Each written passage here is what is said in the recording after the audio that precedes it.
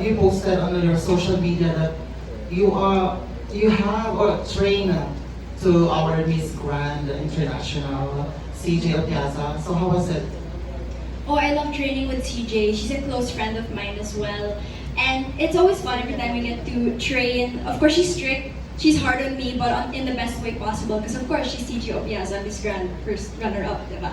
So, there is this pressure to do well because she is such an amazing trainer, but she's always made me feel that I just need to be myself and to do my best. So every session is so fun and amazing because I can also see my own improvement.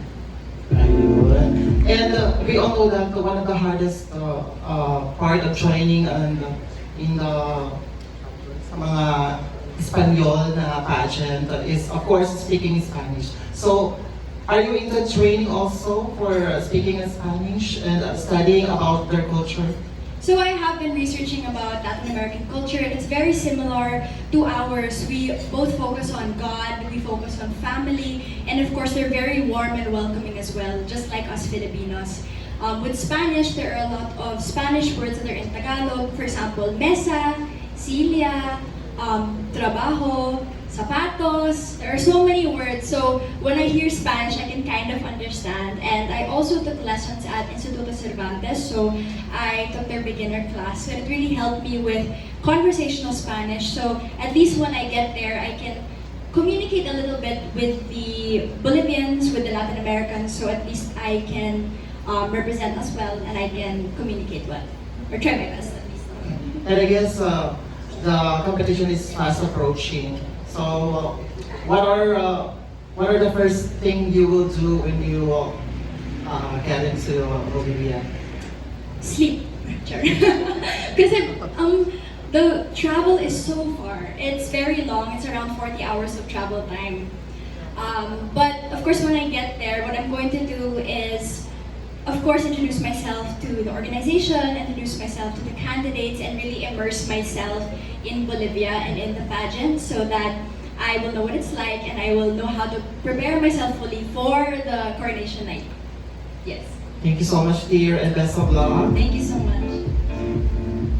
Once again, thank you so much, Ms. Dia, and of course, thank you so much, Pageant Trend. And now the questions are going to come from Pageantology. Hola! Hola! Tia, of course, alam ko naman hindi mo sasabihin yung national costume mo. Bigyan mo na lang kami ng hint or idea about your national costume. Well, my national costume designer is Aaron Montoya. So that is my hint for you, and it's something that represents the shared culture of the Filipinos and the Latinos. That is my little treat for you all about my national costume. May pina-follow ba ka na ba or pina-follow sa social media na co-candidate? Yes, of course. So I follow Colombia, I follow Venezuela, and many other girls as well. Wala pa kayong GC, no? Meron na. Meron na. With the organization, of course. Wow. And Dia, sample naman ng introduction mo. In Spanish ba? At dapat nakatayo. Sige. Wait ha. Wait, naka-Filipinas or with yung full introduction naman mismo? Yeah, yung mismo sa pageant, yung i-introduction mo na. Yeah. Wait lang. Okay, game. 1, 2. Dia Remulla Mate, Filipinas! Woo! And Dia, yan, huwag ka manong upo, girl. So, ganito. Ito yung question na to talagang ito ata yung ating santa ng question for the pageantry. Dia Mate, ang Miss Filipinas, why should you be our next Reina Hispanoamericana? As a Filipino, I represent a culture that is very unique. It represents and it blends both Filipino and Spanish roots. And as someone who comes from the Philippines, I proudly represent that and I want to share that not just in Latin America, but to the rest of the world. And if I am appointed or if I win Reina Hispanoamericana Filipinas, I hope that I can empower women, empower Filipinos and Latin Americans. I hope that I can show our culture, Filipino culture, to the rest of the world. And of course, I hope that I can bring cultural understanding between the Filipinos, the Latin Americans, and the world, as we know that language has no barrier and we can create deeper connections either way. Thank you. Excited! Wala ka kagayahin ng mga co-candidate mo. Dapat manalo ka para may bonus naman kami kay Mama Sita. Best of luck, Ben. Thank you po. Thank you so much, and of course, maraming salamat po, Pageantology. And now, the questions are going to come from the Crown Philippines. Hi, Tia. Good evening. Hi, good evening. Wala na yung tanong ko. So, Ay, dapat manalo ka diya. so Tia, which part of the competition are you excited? I'm really excited to travel and to see new places and of course to meet new people because Latin America, I've heard, is such an amazing and beautiful place, especially Bolivia, from what I've heard from my co-queens. And I can't wait to experience their culture, eat their food, and learn all these new things because I'm really an adventurer at heart and I know, I'm so excited for this journey. Okay. And so, last question from me. Now that you...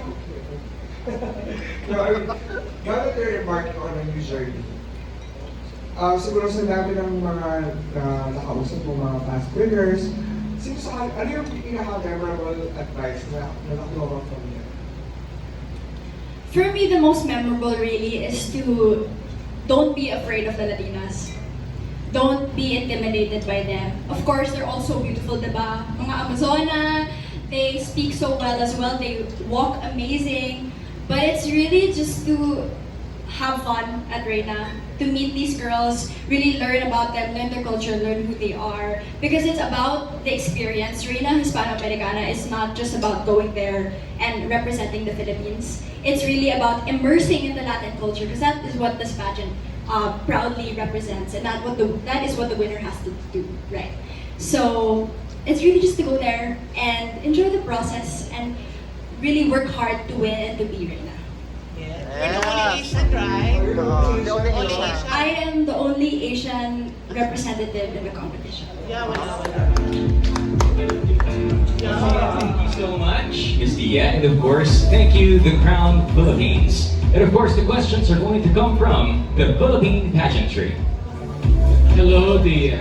Hello. Buenas noches, señorita. Buenas noches. I was impressed with the video that I saw wherein you were like really talking in Spanish. I think it was your Turismo introduction video. Yes, my introduction video. And then beside language, beside family, and beside religion, we have so much that is we have so much that we've learned with the culture from the Latin community. What are you going to bring to Bolivia and to the Reina Hispanoamericana contest that is distinctively Filipino?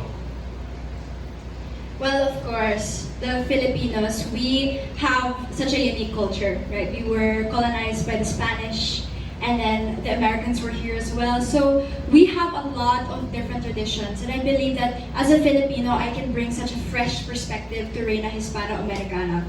And something distinctively Filipino, and at least being here in Cavite, that I believe that I could bring is really truly being brave and holding that notion of palaban, being a fighter and being a warrior, because a lot of Caviteños were warriors, right? So I want to go to Bolivia to represent my country and be a warrior for the Philippines. Wow, okay.